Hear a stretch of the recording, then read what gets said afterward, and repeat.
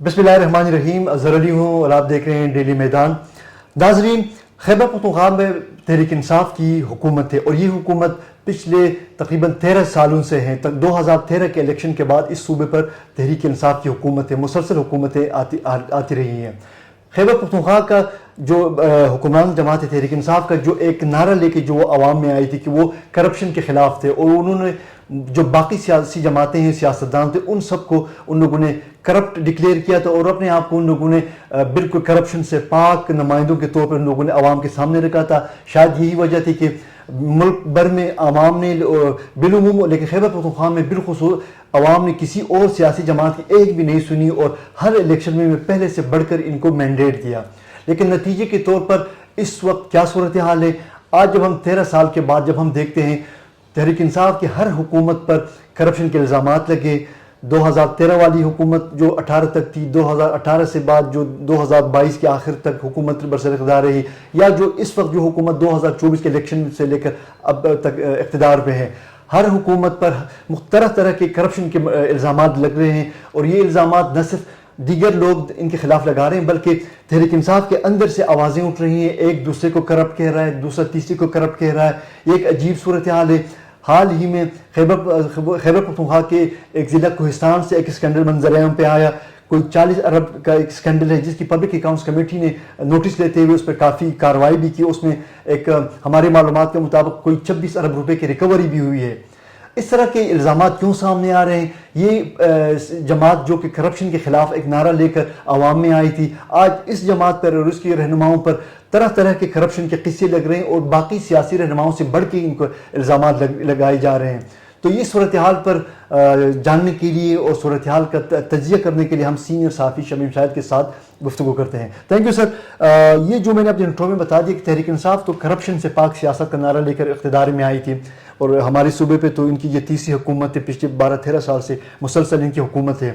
لیکن یہ کرپشن ختم کرنے کے بجائے تو کرپشن میں اضافہ سامنے آ رہا ہے، الزامات سامنے آ رہے ہیں، نئے نئے اسکینڈل سامنے آ رہے ہیں. یہ کیا ہو رہا ہے ہمارے صوبے میں؟ نہیں، میرے خیال میں الزامات تو نہیں ہے، اب تو تقریباً تصدیق ہو رہی ہے. اچھا.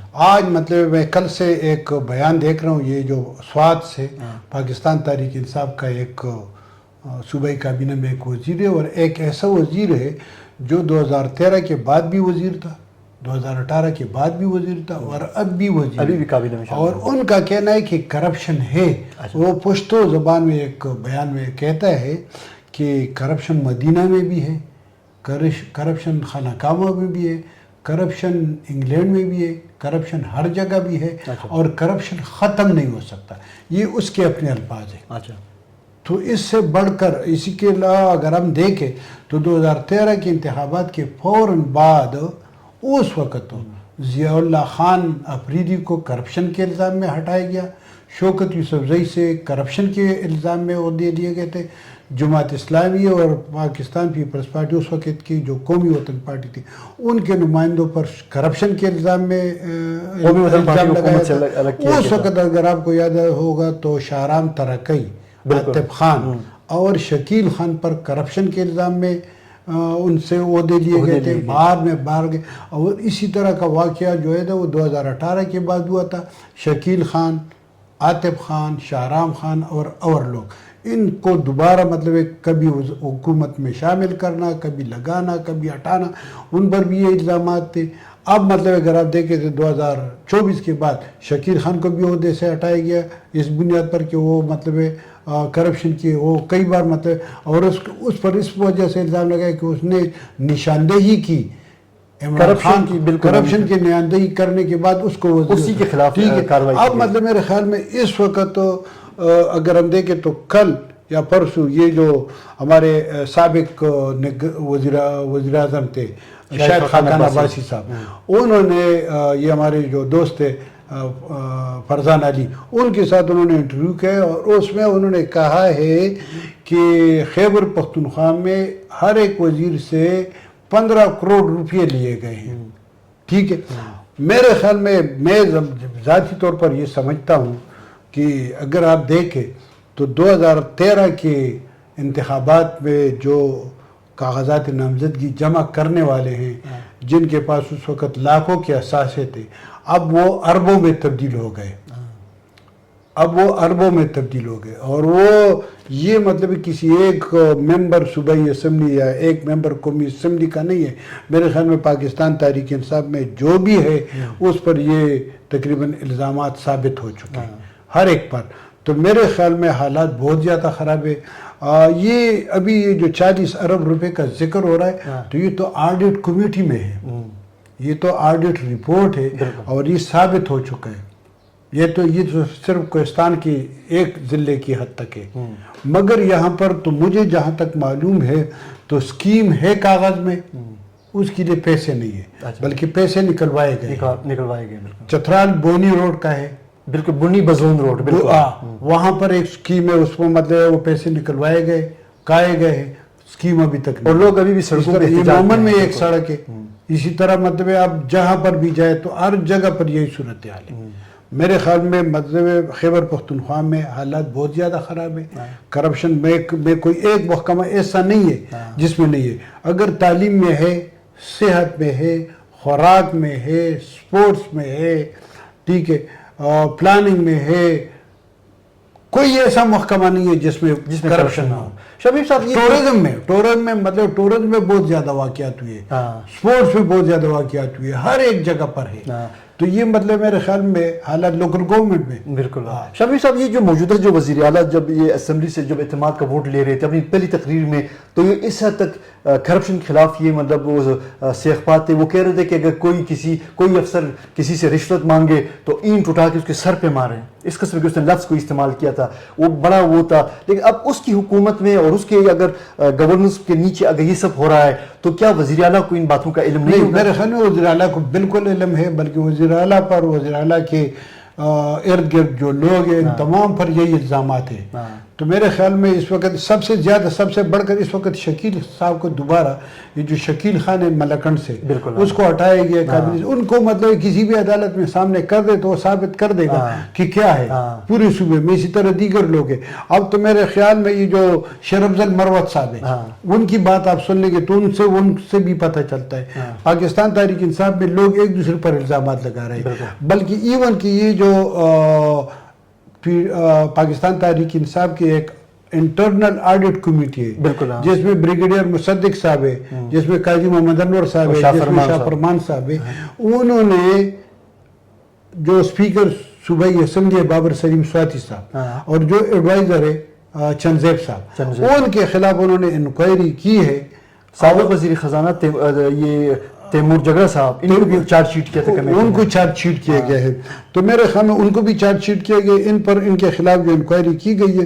تو اس کمیٹی نے اپنی رپورٹ میں کہا ہے کہ چونکہ اسپیکر کو قانونی طور پر، آئینی طور پر استثناء حاصل ہے، لہذا ہم سجیسٹ کرتے ہیں کہ یہ اپنے اسمبلی کے حق میں جو پروموشن ہے، جو اپوائنٹمنٹ ہے، اس کو ریویزٹ کر دیں. اچھا، جب اس سے بڑھ کر میرے خیال میں یہ تصدیق ہے.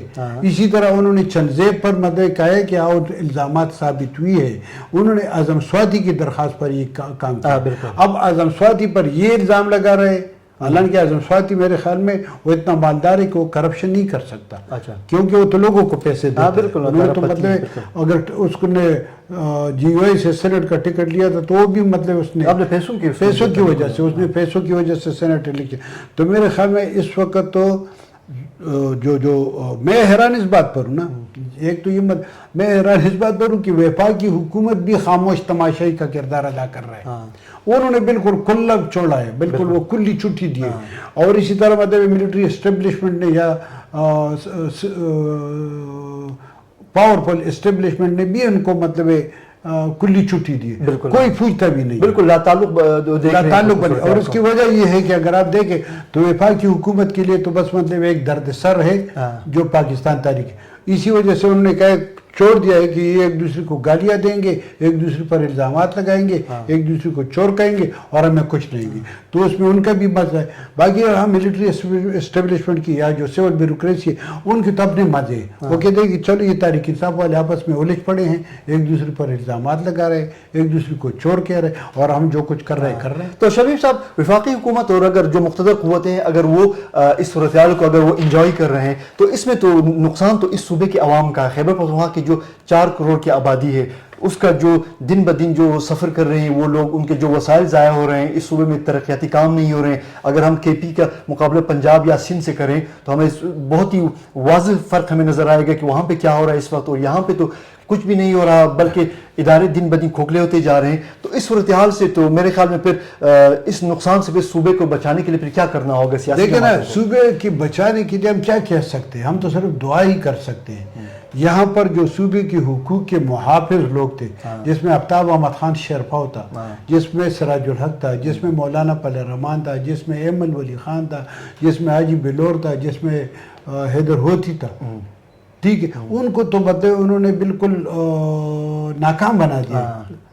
اب مطلب 2024 کے انتخابات میں یہ بالکل تمام کہتے ہیں کہ جس نے پیسے جس نے جو ناکام ہوئے ان سے بھی پیسے لیے گئے، جیتنے والوں سے بھی جو اور ہارنے والوں جیت سے گئے بھی. وہ بھی پیسے لے گئے. اب یہ پیسے لینے والا کون تھا؟ بالکل. کیا یہ حکومت کو اور حکومتی اداروں کو معلوم نہیں ہے؟ کیا یہ سپریم کورٹ آف پاکستان اور پشاور ہائی کورٹ کو معلوم نہیں ہے؟ اگر معلوم نہیں ہے تو انکوائری کر دیں. میرے خیال میں 2013 سے اس وقت تک اس صوبے کو ایک منظم منصوبے کے تحت اسی طرح رکھا جا رہا ہے. بالکل. اس کی کیا عزائم ہے؟ کیونکہ یہ جو ہے نا، یہ خطہ، یہ صوبہ بہت زیادہ، یہ جو افغانستان کے ساتھ بارڈر پر ہے، تو اس کی بہت زیادہ ابھی تک وہ جو گریٹ گیم تھا نا، جس کو ڈاکٹر نجیب صاحب نے 1987 میں اس وقت گریٹ گیم کہا، جب ان کی جو قومی مصالحتی پروگرام تھا وہ پاکستان میں بیٹھے مجاہدین نے نامنظور کر دیا. ضیاء الحق نے اس کو نامنظور کر دیا. تو اس وقت اس نے کہا کہ یہ گریٹ گیم ہے، اور یہ گریٹ گیم ابھی تک جاری ہے. اسی وجہ سے اس صوبے کو اسی طرح چھوڑ دیا گیا ہے، تاکہ یہاں کی جو حقیقی معنوں میں جو سیاسی قیادت ہے اس کا منہ بند رکھا جائے، ان کو پارلیمان سے دور رکھا جائے، ان کو آئینی اداروں سے دور رکھا جائے، تاکہ مطلب جو کچھ ہو رہا ہے کٹپتلیوں کے ذریعے صوبے کو چلایا جائے، جو کٹپتلیوں کی طرح سے کے ذریعے چلایا جائے، اور جو کچھ عالمی قوتیں یا ان کی جو یہاں کی مقامی ایجنٹ ہے وہ کرنا چاہتے تو کر دیں. یہ ایسی صورتحال ہے کہ جس کو کسی صورت نظر انداز نہیں کیا جا سکتا. ایک 4 کروڑ کی آبادی کا صوبہ ہے، اور اس پہ گورننس کا یہ حال ہے کہ حکومت کے عہدیدار ایک دوسرے پہ کرپشن کے الزامات لگا رہے ہیں، لیکن جو کرپشن کی روک تھام کرنے اور اس پر نظر رکھنے کے لیے جو ملکی ادارے قائم ہیں، چاہے وہ نیب ہوں یا وہ دیگر ادارے ہوں، وہ خاموش تماشائی بنے ہوئے ہیں. یہ سلسلہ کب تک چلے گا، اور اس سلسلے یہ سارا گیم ہے، اس کو کون روکے گا؟ ورنہ اس صوبے کو تباہی کے دہانے میں جانے سے کوئی بھی نہیں روک سکتا. کیمرہ مین امر الہی کے ساتھ شمیم شاہد اور اظہر علی کی اجازت دیجیے. اللہ حافظ.